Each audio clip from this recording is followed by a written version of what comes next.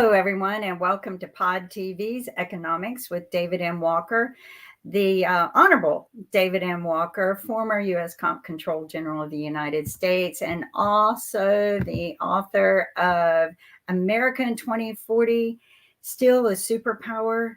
Question mark. And of course, David is our host, and we'll have a global panel discussing some of the economics, but also today's topic, the biggest thing on our plate, which is the election. So everyone, welcome David Walker. Nick's not with us today, so Morning. I'm here to help out. So David, how are things going there? I'm just ready for this race to be over, personally. As you know, I wanted a viable third option, but do we have one? So we'll see what happens. My gut feeling is we may not know the result for a day or two afterwards, but let's hope that people stay calm and focus on the future.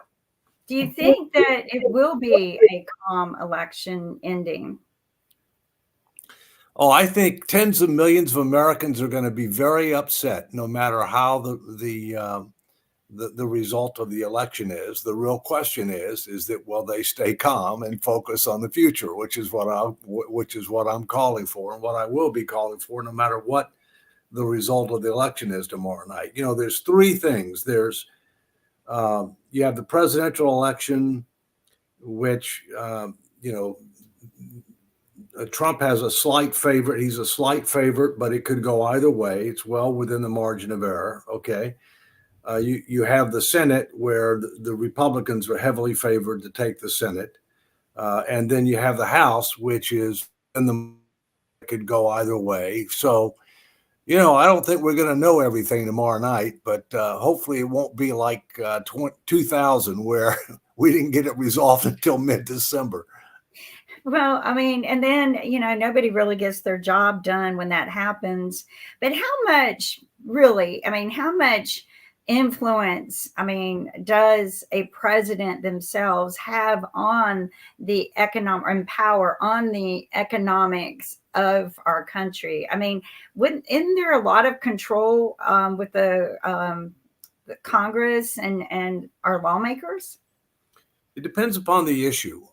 When you talk about regulatory policy and when you talk about executive orders, the president can do a number of things that Congress does not have an automatic check and balance on. At the same point in time, the Supreme Court has recently announced that the amount of power that the executive branch agency have to interpret legislative intent is now less. And so that ends up providing an additional check and balance. Anytime you talk about tax policy, that's something that Congress has to be involved with. Anytime you talk about funding, that's something that Congress has to be involved with. Anytime you talk about, making changes with regard to the size and scope of government, that's something that generally Congress has to be involved with. You've heard me say before, Kim, we're in the silly season. We're in the silly season where candidates make all kinds of promises. Many of those promises aren't fiscally responsible. Many of those promises, quite frankly, will never happen because of political feasibility. And by political feasibility, I mean you've got to pass the House, you've got to pass the Senate, and you've got to get the signature of the president. And whoever wins the Senate this time, I think it's likely to be the Republicans, but whoever wins, it's not going to have much of a majority. They're going to be well short of the 60 votes needed to be able to bring cloture together and shut down a filibuster or a threatened filibuster. And so, there will be plenty of checks and balances, I think. And so the real question is, where will we be able to make progress on things that actually require legislation? It's just my own weird fear, but how real do you think the threats are that Trump is making, that, the evil and the enemy within, and we can use the military against them? Because he's saying that the evil that they think is evil, the Democrats who oppose them and people who oppose them, that he could use the military against them. How real is that? I mean, I don't think it's real at all. I mean, there's a lot of people that make assertions that, quite frankly, are obviously ignorant of the Constitution and the protections that the Constitution provides. There are a lot of crazy assertions that people make. There's something called posse comitatus. You can't use the military you can't use the active duty military for domestic issues. That's what the Guard and Reserve is for. Now, and the Guard and Reserve are controlled by the governors in the various states. But the president does have authority if there's a national issue to be able to make instructions with regard to the Guard and Reserve, but not active duty military. The other thing that people forget about, and again, I'm not endorsing either candidate this time because I don't think either one's fiscally responsible. I've got concerns about both, but although they're very different, I might say. But Trump, he's been president once. It's not like he's an unknown quantity, right? I mean, so some of these assertions that people are making that he's going to be a dictator and he's got an enemies list, my gut feeling is what he means by that. Again, I can't get in his head, but my gut feeling is the media is obviously very biased. The media has been a problem, I think, with regard to misinformation and disinformation. There's not really an objective media source. Some are on the left, some are on the right. Most are on the left, but some are on the right. And, in addition to that, people are concerned about the power of the bureaucracy. The fact that, no matter who the president is, no matter who controls the Congress, that there's a tremendous amount of power in the bureaucracy. And, look at the polling. 74% of Americans believe the country's headed in the wrong direction. Confidence in the Congress, confidence in government is at or near an all-time low. And, frankly, I think that's one of the reasons that, some people look to somebody like Trump, who's a disruptor, who wants to make major, major changes. Now, whether or not he will be able to make major changes is a different story, but who at least wants to make major changes is something that I think is one of the reasons he resonates with certain groups of people. Well, I think, he speaks the language of certain people, but it is kind of scary. I don't think the media misrepresented his actual words. I mean, I've sat and listened to them. Oh, no. He says some crazy things. He says he's a little crazy. But I just, my fear is could somebody be that powerful? But you've addressed that we have a constitution that would prevent somebody. And that's why I want to bring this out, because there are a lot of people out there, we don't know, right? We don't know how strong a person is or how much their power actually holds. When we talk about the economy, there is a lot at stake here. There are, the children, our youth, they can't afford a home right now. I don't know whose policies are going to help them. I've got a young couple moving in my upstairs right now because their house kept getting flooded and they can no longer, afford going out to get another place right now. So the interest rates are crazy. I think that that's the Federal Reserve's fault. But, we got a lot going on. What can we do that it wouldn't matter who's president? What can we do? Well, why don't we talk a little bit about economic statistics, okay? Right. And I'll bring Rick Rosner, and I guess Sasha will be back in a minute. But yeah, let me talk about a few statistics. And you've heard me say before, you need contextual sophistication when you're talking about statistics. You need to know where you are, what the trend is, how you compare to your comparator, and how you compare to your competitors. So let's just talk, a few minutes about that. First, on GDP growth, all right? We have GDP growth at I think it's about 2.4% the last quarter, all right? But our GDP growth has consistently gone down for the last several decades. And one of the reasons it's gone down is because spending's been out of control. Debt burdens have increased dramatically. The size of government has grown, which means that more of the economy is based on government and less of it is based on the private sector. And the engine of growth and innovation in the economy is the private sector, not the government. Secondly, We've had decent GDP growth this past year, but a lot of that is fueled by spending $2 trillion more than you're taking in. I mean, government is spending a lot more money than it's taking in. If you look at GDP growth as compared to other countries, China, Russia, Iran, Belarus, Ukraine have higher GDP growth than we do. Some of those are our adversaries, and some are at war at the present point in time. If you look at inflation, inflation has come down, which is a good thing, but prices overall have increased over 20% during the last 3.5 years. And some categories have increased a lot more than that. Interest rates, mortgage rates are double, what they were 3.5 years ago, which is part of the issue on housing, right? People not being able to afford housing. Insurance, especially auto insurance, is 50% higher. Real wages are stagnant. They've come up in the last year, but over the last 3.5 years, they're basically stagnant. Unemployment, we're close to full employment, not at it yet. But then if you look at the employment statistics, you find out that part of the economy that's growing is government. And that's not the engine of growth and innovation.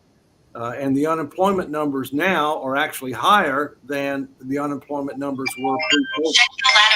WhatsApp audio. Somebody needs to turn that up. Stock market. We're at or near all-time high for the stock market.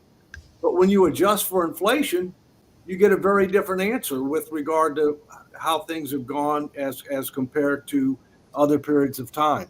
Savings rate. Our savings rate is way too low. And consumer debt is at or near an all-time high. And so one of my biggest concerns is we've got a lot of things going on right now that are short-term gain, long-term pain. And neither one of the two major candidates have a credible plan to be able to put our finances in order. And neither one of our presidential candidates have a credible plan to save Social Security. I hope that changes after the election, and it may well, okay? But it's critically important that it does. And I think Rick's had his hand up. Yep. So let's talk about what happens if Harris wins. Now, a lot of the polls in the last month showed Trump a little bit ahead, but 80-90% of those polls are like garbage polls that are right-leaning with low transparency. So we really don't know what's going to happen. But if she pulls it out, we're not going to see a lot of rioting and violence. We'll see, you'll hear a bunch of stories about fist fights at polling places. You've already seen stuff like that. It's not going to be major. What's going to happen, same thing as 2020, where Trump and his surrogates will file dozens of lawsuits in a bunch of state courts, and most of these will fail. In 2020, they filed 62 lawsuits. One of them, they prevailed to the tune of getting, a few hundred ballots thrown out. It won't make a difference because, we conduct pretty decent elections. Now, the economy, this show always says accurately that neither party, neither candidate is focused enough on knocking down the national debt, reducing the deficit. And my hope is, since that's not going to happen, that we're able to grow our way out of at least some of our hole. That we had a huge national debt after World War II because we just paid for a war. But we grew out of it because we owned the world's manufacturing. This time around, the rest of the world is on an equal footing with us competitively, but we need to frickin' manufacture the heck out of new high tech is my feeling. And I think that also means that we, Republicans accuse Dems of being globalists, whatever. But yeah, I think we need to do a ton of business with the rest of the world if we want to make a ton of money and, kind of help our economy. Well, but then that comes down to what's the role of government, what's tax policy, what's regulatory policy, what's trade policy. I mean, that's what you have to focus on, all right? And there Yep. are huge differences between these two candidates. Huge differences, okay? Well, what do you think of tariffs? Because Trump says tariff this and I tariff that. think, yeah, I've been interviewed on that. I think it's totally unrealistic to expect that you're going to replace the income tax with tariffs.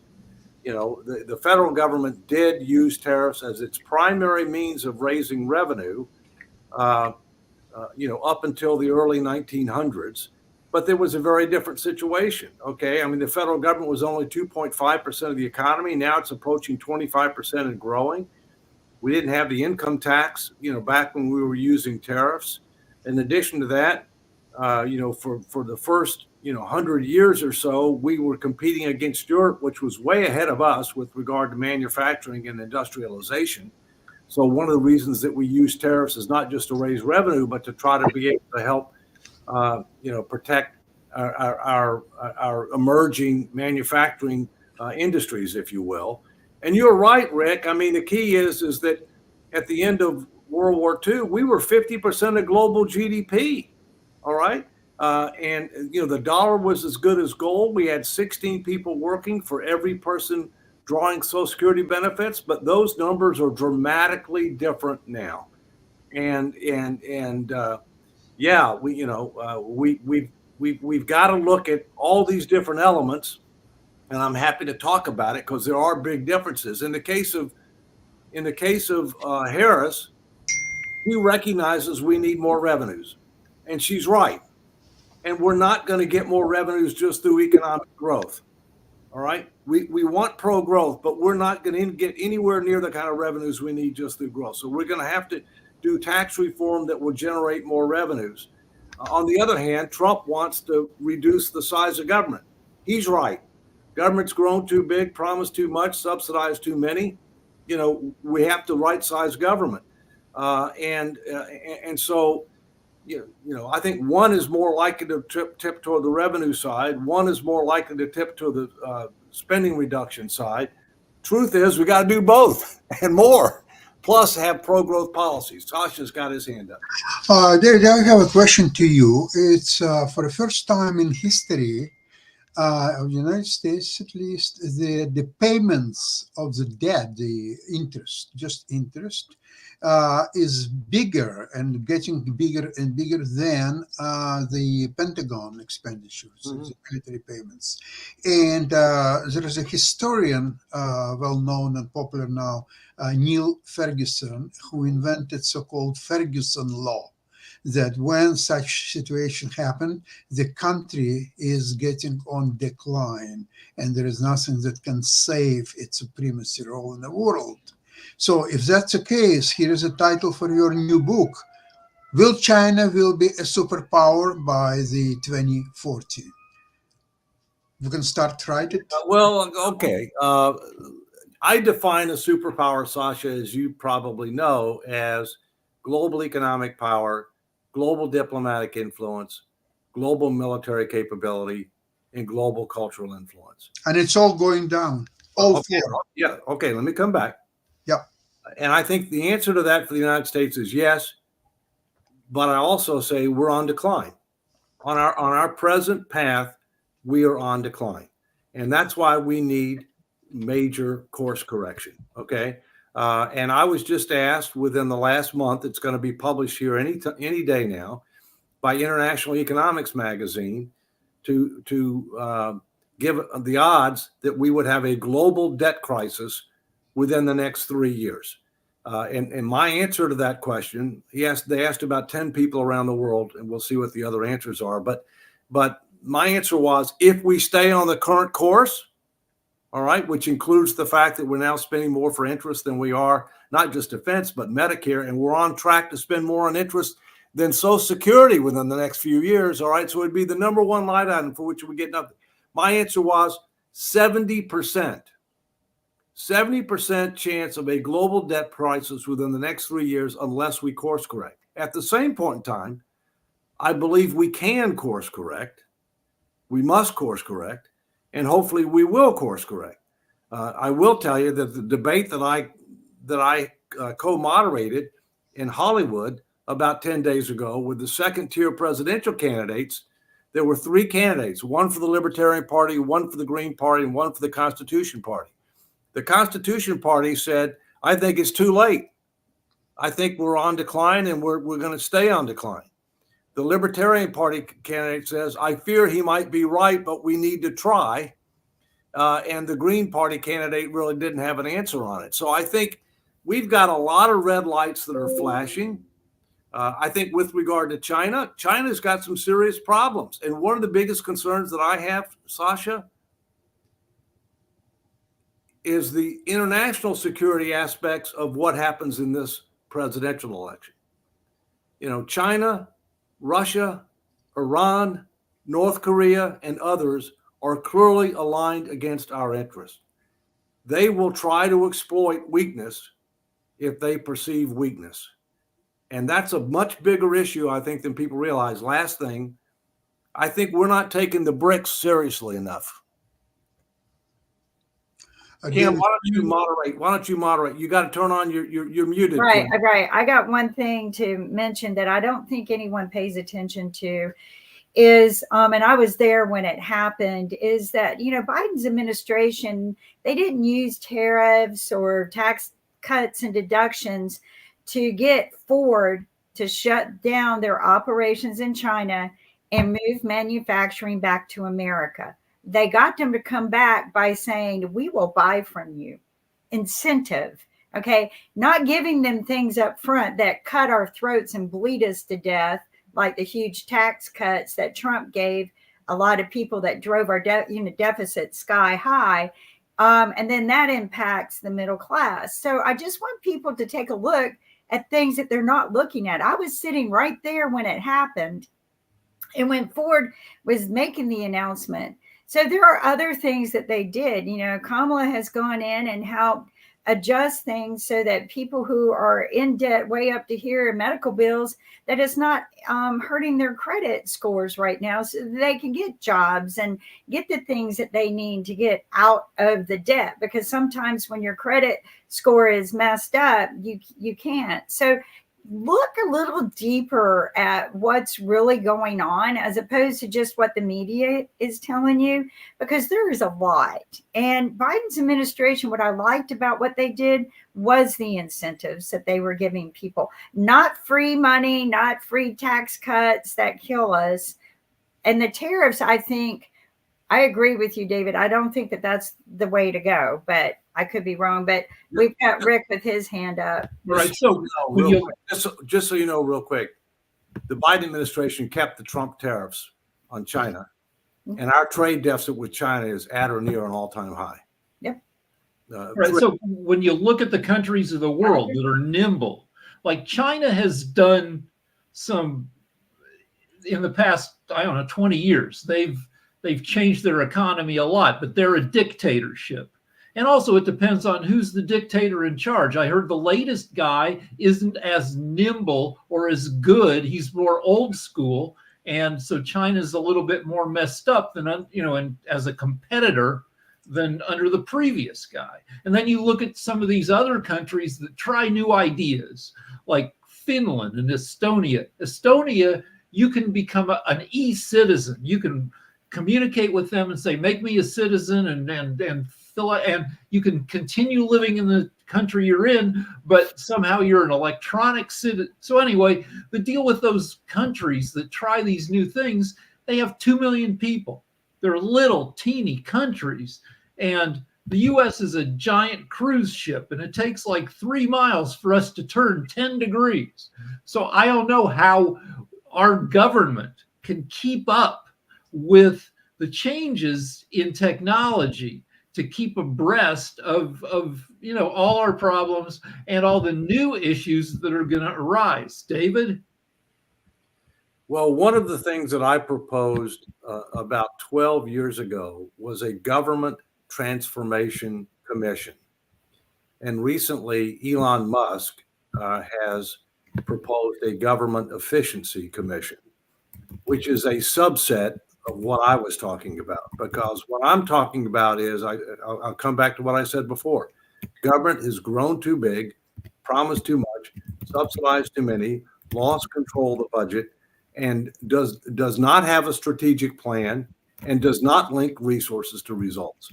So one of the things that has to happen is we've got to get back and re-baseline. What's government doing? What level of government should do it? How do you measure success? Are we being successful on an outcome basis? Are we being successful? Consolidate, eliminate, evolve. These are major things. Now, Elon Musk has said he thinks we could save $2 trillion if we do this. No, I don't think we can save $2 trillion if we do this. I think we could save several $100 billion, which is a pretty good down payment towards getting our finances in order. But we're going to have to make tough choices with regard to mandatory and discretionary spending programs and tax policy. There's just no two ways around it. Don't we tend to govern by crisis? The Depression hits, we make some legislation. World War II hits, we unify behind. It seems like a Sputnik goes up. We freak out. Well, our government tends to be a lag indicator. Okay, it tends to suffer from three maladies: myopia, short-sightedness, tunnel vision, looking at one issue at a time without understanding interconnectivity and the domino effect of a change in this area has on others, and self-interest. And self-interest is, I want to keep my job, meaning political people. And so therefore, I'll do what's necessary to try to keep people happy today, even if it means that I'm mortgaging the future. And that's what's been going on for too long, ever since Clinton. Clinton was the last president that was responsible in this area, and I give him a lot of credit for that. But yeah, I mean, we now have a republic, which is a representative democracy that is not representative of nor responsive to the general public, because it's overwhelmingly governed by career politicians who may or may not have had a real job, but they don't have a real job now, and they want to keep it for the rest of their life. Sasha. One question to you. Maybe it's overly simplistic, but what if interest rates in the United States would be drastically reduced? And then the portion of payment for the servicing the debt would decrease exponentially, and the American economy would become much more competitive because of the weaker dollar that it produces. By the way, of course, I'm pretty sure you noticed that the latest auctions on American treasuries, they were very weak. There is no lineup to buy American treasuries. Without that, you're right. You have to take BRICS quite seriously, because it could actually collapse US dollar. And with collapse of US dollars, you don't need $1 trillion a year military. You don't need, you need $50 million defend against Canada and Mexico. And that's all that there is to it. Forget about all the international ambitions and about tariffs and about this or that. It's all dream, and it will go away very quickly. Well, as you know, Sasha, there are several things that happened that caused the excess inflation. One of the things that happened that caused the excess inflation was the adoption of the modern monetary theory when the Democratic Party controlled the Senate, the House, and the White House. And as you know, the modern monetary theory said that if you don't have to worry about deficits and debt as long as you can borrow in your own reserve currency, unless and until you have excess inflation. And we had very low interest rates. We had very low inflation at the beginning of this administration, okay? And so basically, there were a number of progressives that had a wish list that they wanted to fill, whether it be with regard to infrastructure, which we clearly needed to do some things there, whether it be with regard to environmental issues, whether it be with regard to social welfare issues, whatever it might have been. And they spent like crazy, all right? But that resulted in significant deficits. Then the Federal Reserve ended up buying most of that excess debt because it didn't want to go to the market and have to pay higher interest rates. That resulted in excess inflation. The Federal Reserve kept interest rates too low, too long, self-dealt with it in our own debt for too much, for too long. That resulted in excess inflation. That excess inflation is coming down now, all right? But, eventually they're going to have to sell all that debt that they bought, which is going to have the opposite effect on interest rates. You are exactly correct, Sasha, that the appetite for our debt has been reduced significantly, especially with regard to Japan and China, who historically have been the largest purchasers of our debt, all right? And so we've got red flashing lights going off. I personally don't believe that we're going to lose global reserve currency status. I do believe we're going to lose market share. And when you lose market share, you're going to pay higher interest rates as compared to otherwise would be the case. You're not going to have as many competitive advantages on trade, and you're not going to be able to impose economic sanctions on your adversaries as much as you would like. And so these are realities. And all of these are in the book that I wrote in 2020. I updated it in 2024, but everything I just told you is in what I wrote in 2020, and it's coming to pass. And it's time that we had more leaders in government rather than what I call, which is not a word in the dictionary yet, but we need to add it. It's called laggards. We got a bunch of laggards. We do. Leaders. And we need accountability. And, David gave us a link where we can sign a contract that we're going to try to get government to sign the contract with us. We had someone just post, that they graduated from college and have a huge debt, no jobs available, can't afford a home or food, yet the rich were given a free loan called PPP, which I complain about a lot. How can the youth get ahead with these laws that exist? So, I mean, I'm a huge advocate about, you get a loan, you pay it off. And, the rich people got this huge free loan that they didn't have to pay off, yet they want the students who, to me, were child predatory lending, to pay off their debts. But there's nothing out there for them right now. They are our future, David. And they have no future. What can we do to help them? Well, first, I believe that the student loan program needs to be dramatically reformed. Okay. Yeah. I also believe that we ought to have student loan forgiveness for people who actually do public service. I do not believe that we ought to have student loan forgiveness across the board. I don't support that. But I think that we could define public service broadly. For example, not just the military, not just government, the not-for-profit sector, and even potentially certain occupations where we have a big supply and demand imbalance. Yeah. Whether that be teachers, okay, whether that be medical, professionals in certain areas of the country where we have a supply and demand imbalance.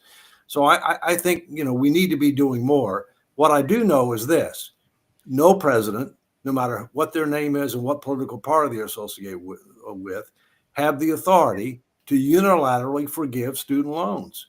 I guess they can PPP loans. I don't know. That would irritate me. Here's the difference. That was a fundamentally flawed program, Kim, okay? But it was passed by Congress and signed by the president, okay? Student loans, if you want to forgive student loans, which, by the way, happen to be the largest asset on the balance sheet of the U.S. government, 1.7 to 1.8 trillion. The Congress has to explicitly agree to that. I mean, because only the Congress has the power of the purse. Rick.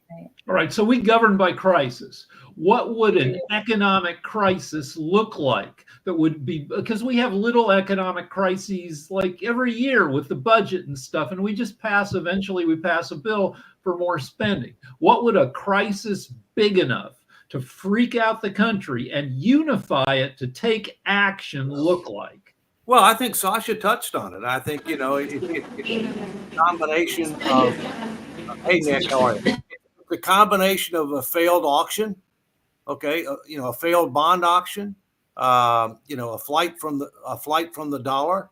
I think, those are the kind of things. And what would the result of that be? A global depression. Mm-hmm. I think you're right. Yeah, we don't want that. Is there any way to fix things short of that? Well, I've said, including my latest op-ed, which is, on Americain2040.com, is I've said we need four things. We need a president who admits that we have a problem and commits to do something about it. That's not going to happen during this election. The election's tomorrow. Okay, it ain't going to happen today. So maybe it'll happen after that. Secondly, we need a fiscal responsibility commission that's statutory, that engages the American people with the facts, the truth, the tough choices, solicits input. Everything's on the table, but not everything's equal. By that I mean spending, revenues, etc. And that will make a package of recommendations for a guaranteed up or down vote in Congress. It's like Simpson Bowls on steroids that's statutory. Thirdly, we need a government transformation commission, which I've already talked about. And fourthly, and arguably most importantly, we need a constitutional amendment that will limit how much debt as a percentage of the economy we can take on, absent extremely limited, unexpected, and extraordinary circumstances. And stay tuned, because there could be big news on that before the end of this year. I'm working on all of these, and that's what we need. And and I'm trying to make them happen, and we'll see what happens. But Sasha's had his hand up. David, I wanted to ask your opinion on something what I've discussed numerous times lately with Shaquille Latimer. Yes. This is something about trickle-down economy effects. This is something about the debt that grew up during the presidency of Trump, about 25%, from $17 trillion to 25. And one economist, he sort of like repackaged this idea into the biggest redistribution of wealth in the United States of America, this tax cut of Trump. What he's presented is that first of all, tax cut, we're talking about 99% concerning only 1% of the richest people in the United States. Their tax cut is noticeable more than anything else. So what's happened is that this money that they otherwise had to pay in taxes, now, thanks to this tax cut, they now can keep it to themselves. And whenever U.S. goes out on the market to try to raise money and to increase its debt, the same people would buy and did buy U.S. debt, collecting small interest, 4 or 5%, it doesn't matter how much, because all this money in the first place should not be theirs to begin with. So with this money that they got as a gift from US government, now they were not only keeping them, but even multiplying by collecting interest. So, as a concern of trickle-down economy, because, okay, the suggestion is, so they got much more money thanks to tax cut, but they would reinvest this money in U.S. economy, and it would do the trickle-down effect. I'm not a great believer in trickle-down economy, because these people will most likely buy $500 million yacht or flying first class around the world several times over, then create working spaces and trying to increase U.S. economy and so on. I don't believe into that.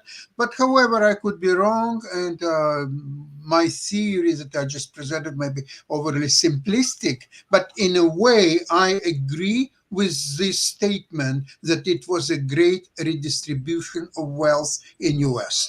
You cannot escape it. Let me comment on several things. First,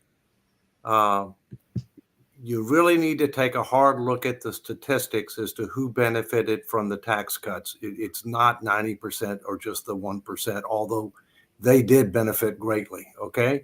There were tens of millions of people who were taken off the tax rolls, which means that they didn't have to pay any income taxes, primarily because of the reason of raising the standard deduction. The standard deduction was raised significantly.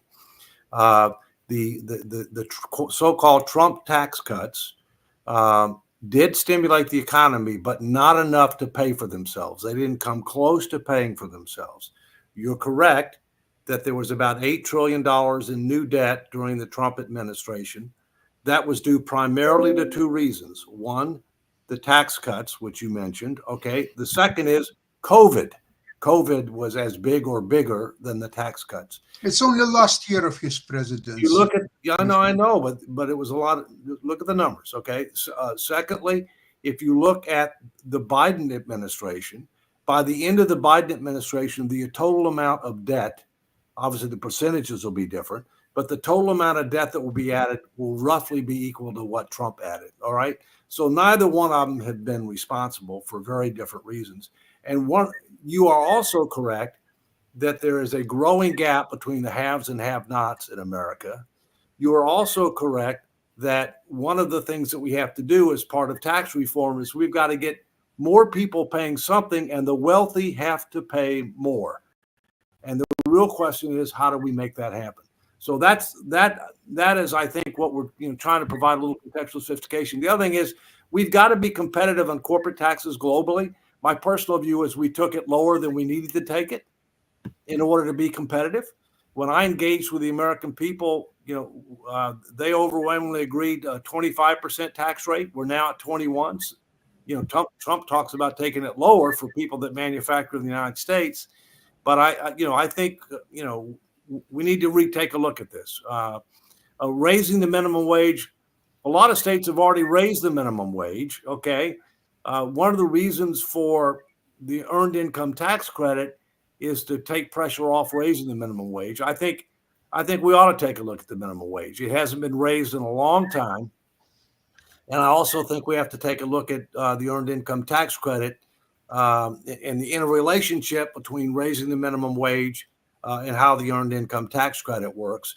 But we also have to keep in mind the difference between young people and people that are 21 or over, because you don't want to discourage employers from hiring young people when they really don't have very much experience, and and they're trying to get some before they're of full age.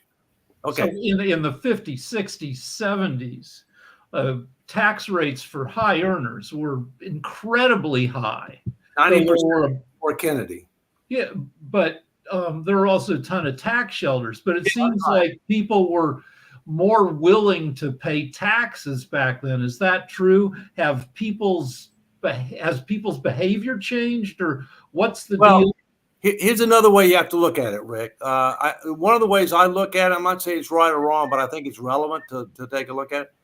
What percentage of GDP, what percentage of the economy does the government get in taxes, no matter what the tax system is? And when you look at that data, and I'm sure you will, it hadn't changed a lot. There's kind of like a peak.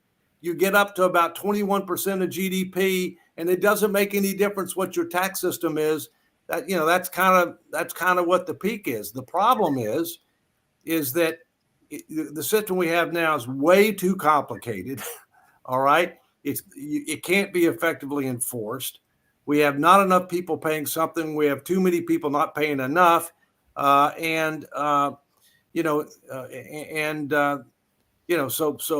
we need major tax reform. My personal view is that we ought to have it where an overwhelming majority of Americans can do their tax return on one page. Might have to be front and back, but one page. I don't mean a big page either. I mean 8.5 by 11. You're asking lawmakers to take away their job security, David, but I agree. And I'm a CPA, okay? And CPAs and lawyers may not like that, but that's in the interest of the country. Well, why does it have to be so complicated? And I think if we did, we could undisproportionately distribute the taxes if we maybe did more of a flat tax, no tax cuts for anyone. Just pay in a little bit. If everybody paid in a little bit, then you would have everyone paying something. But right now we have so many people not paying anything because of the tax cuts. And, from what I was told, the tax cuts that were given to the corporations was supposed to create more jobs. Yeah. And from the reviews I watched, It didn't. And it was supposed to, the companies were supposed to go buy more equipment and build more infrastructure to hire more middle class. And it didn't. They laid off more middle class. So Well, let me I'm mention just one thing concerned. real quick.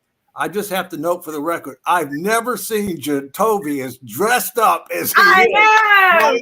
Oh my God. I don't know what's going on. He can tell Rick's had his hand up.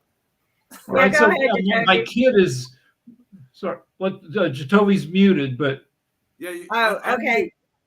Unmute, Jacoby. All right. So my kid is in the UK, and they have a tax system like that where, for one thing, they got this value-added tax, which is you pay for, which is, I don't know, it seems It's like a it works for consumption them. But the income tax, you just plug in some numbers online, and it says you owe this much. It takes, I don't know, a couple hours at most.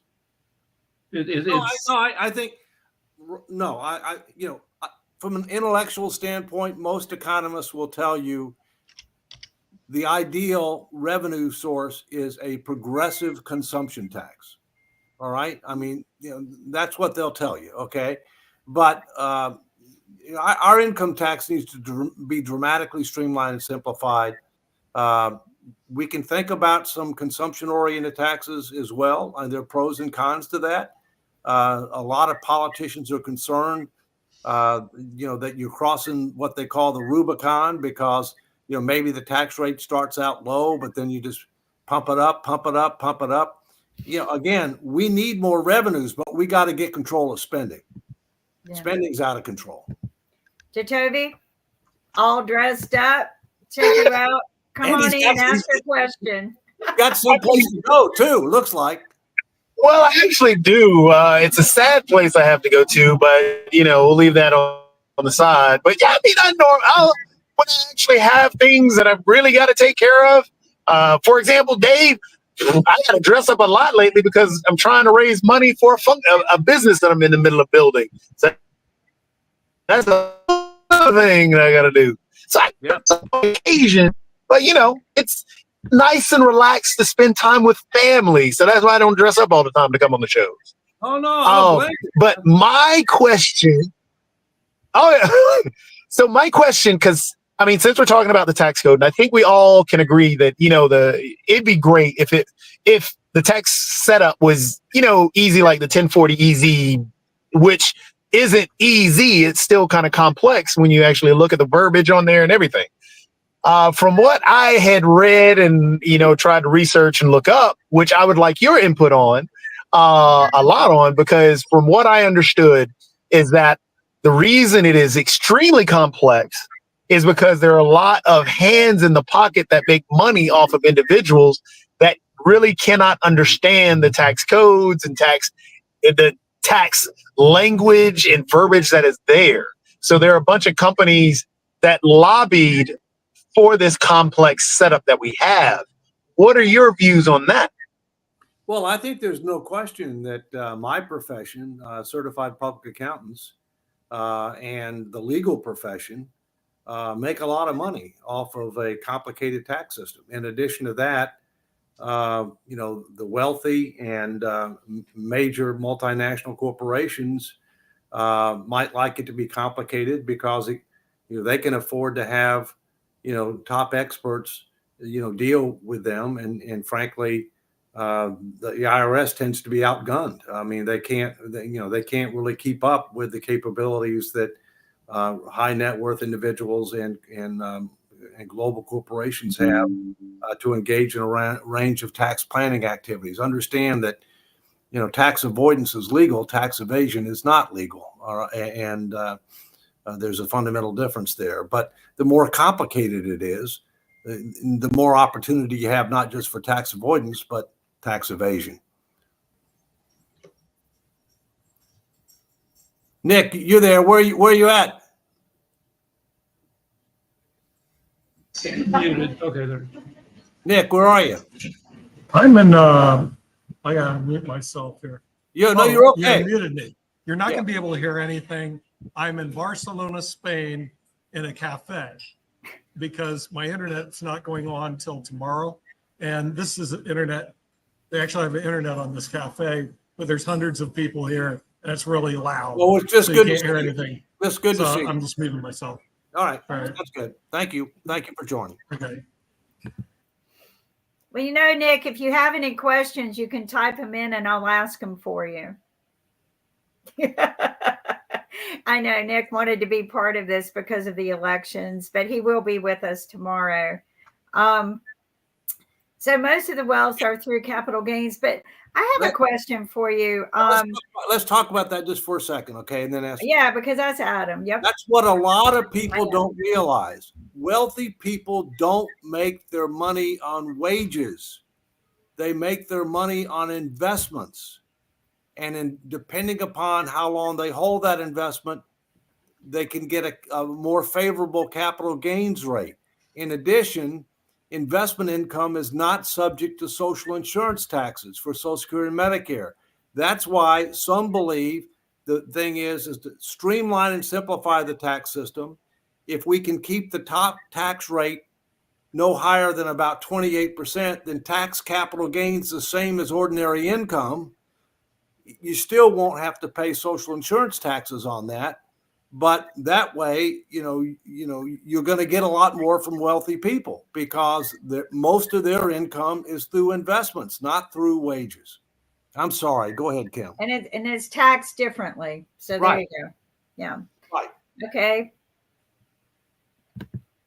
So I guess you answered the question where I was going. I was trying to get that out there that these are taxed different, and people need to understand that this is not a simple platform. You just can't sit there and go, oh, you're getting this tax deduction or that tax deduction, and the pass through is here. I mean, it's totally different.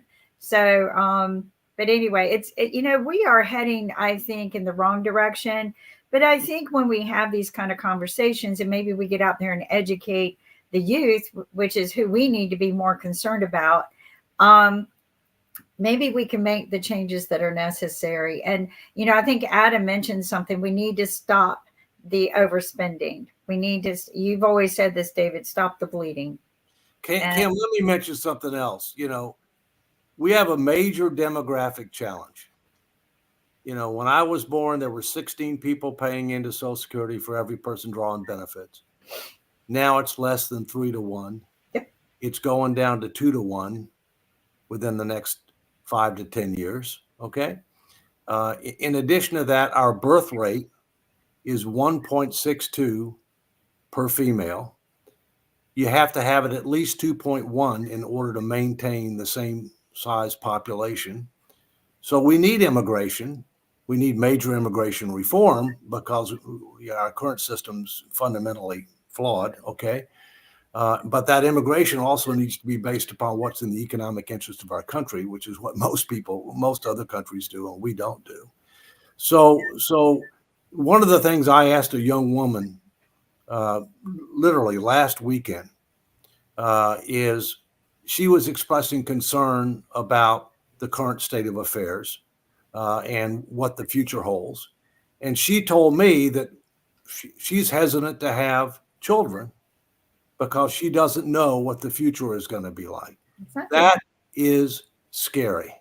All right. And one of the things I'm trying to get young people to focus on is I understand they're concerned about environmental sustainability.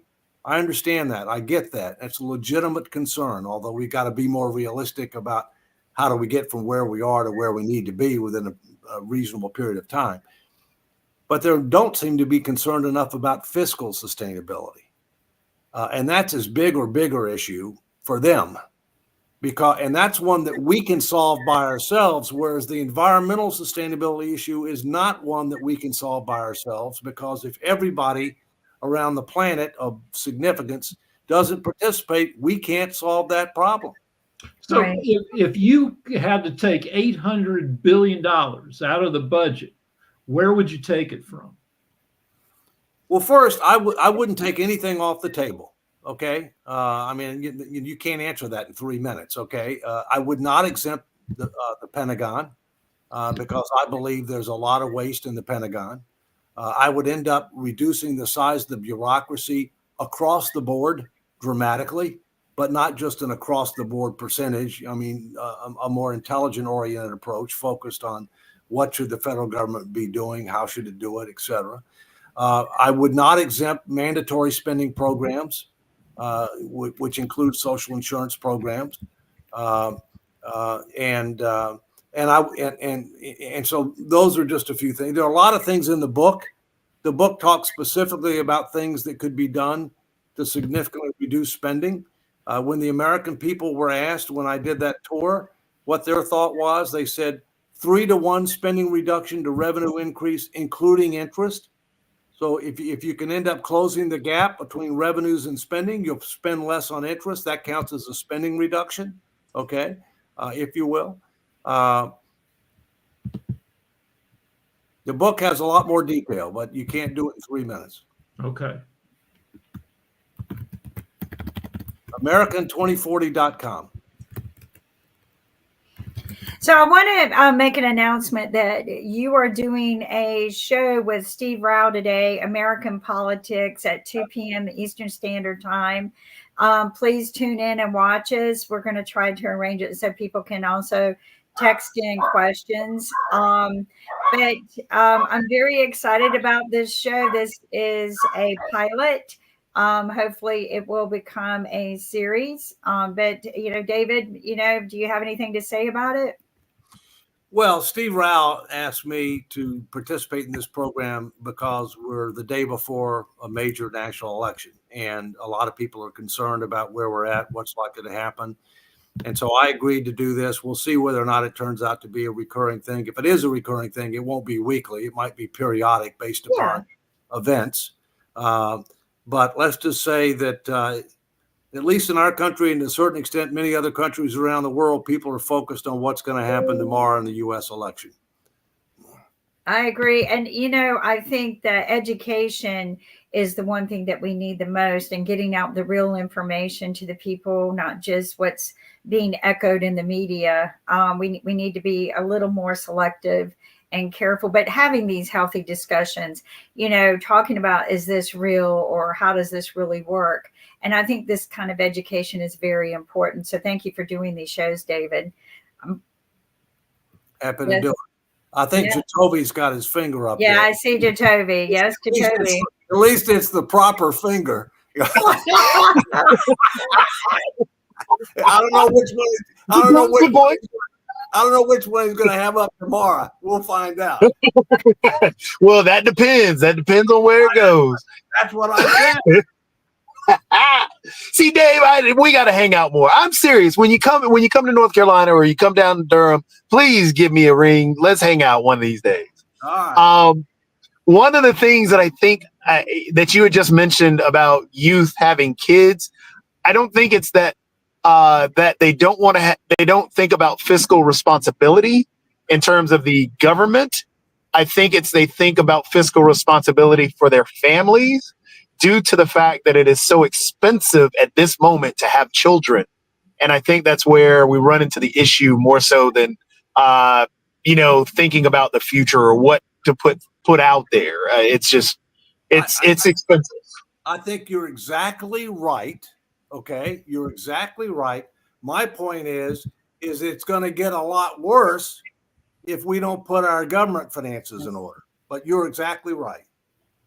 Well, we're at the top of the hour, and speaking of visiting, Donald Trump is in Raleigh, North Carolina at the Dorton Arena today. So if you're driving around, kind of avoid that area if you need to get I don't think that's where Jatovi's going. No. Oh, He did say sad day, didn't he? But I agree. But no, I don't think that's the sad event that Jatovi is attending. But I will say, avoid certain areas if you don't want to sit in traffic for hours. Thank you, everyone. Sasha, you want to wrap for us? A very quick question, David. If immigration cost U.S. government so much money to accommodate legal or illegals and whatever, why they wouldn't provide subsidies to American girls and women who are planning to have kids to encourage them to subsidy? I like that. The incentive basis, right? Incentive. Right. Incentives. Okay. If you will. I Yeah. like the subsidy. All right. We'll I we'll like get- that. Thank put you that very under much for joining consideration. us. Don't forget to watch the American Politics today at 2 p.m. We will have a review tomorrow night at 9 p.m. Take care, everyone. We'll see you All right. soon. Take care.